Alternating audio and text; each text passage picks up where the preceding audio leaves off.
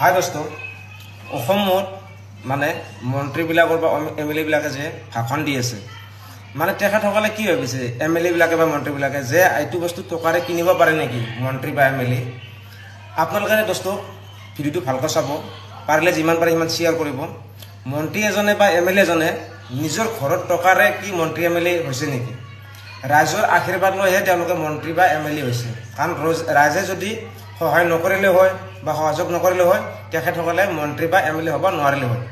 হয়নে নাই দোস্ত? ভিডিঅ'টো চাওক, অখিল গগৈ কি কৈছে। অখিল গগৈ ডাঙৰীয়াৰ কাৰণে ধন্যবাদ, আৰু আকৌ অখিল গগৈৰ কাৰণে আপোনালোকে ভিডিঅ'টো লাইক কমেণ্ট শ্বেয়াৰ কৰিব।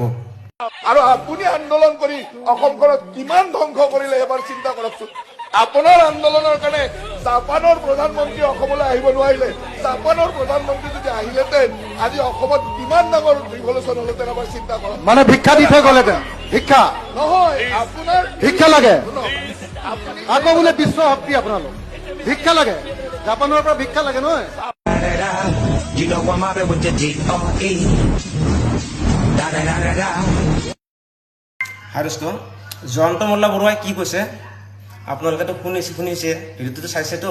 ভিডিঅ'টো চাই কিনে জয়ন্ত ডাঙৰীয়াই কি কৈছে আপোনালোকে শুনক, আৰু অখিল গগৈ ডাঙৰীয়াই কি কৈছে আপোনালোকে শুনক। কাৰণ মন্ত্ৰী বা এম এল এ এজনে নিজৰ টকাৰে কিনি লোৱা বস্তু নহয়, ৰাইজে সহায় কৰাৰ কাৰণেহে মানে তেখেতসকলে ডাঙৰ মানুহ হৈছে। সেইকাৰণে কৈছোঁ দোস্ত, ইলেকশ্যনক লৈ কেনে বা কিছুমান বস্তুক লৈ কেনে যাতে ধৰ্মক লৈ কেনে তুলনা নকৰে। কাৰণ মই এজন মুছলমান যুৱক হয়। কাৰণ চাওক, অসমত হিন্দু মুছলমান আমি ভাই, কিন্তু ইলেকশ্যনৰ নামত যাতে ধৰ্ম কোনো পক্ষে উল্লেখ নকৰে, তাৰ কাৰণে সকীয়াই দিলোঁ। মনত ৰাখিব জয়ন্ত মোল্লা বৰুৱাদেৱ।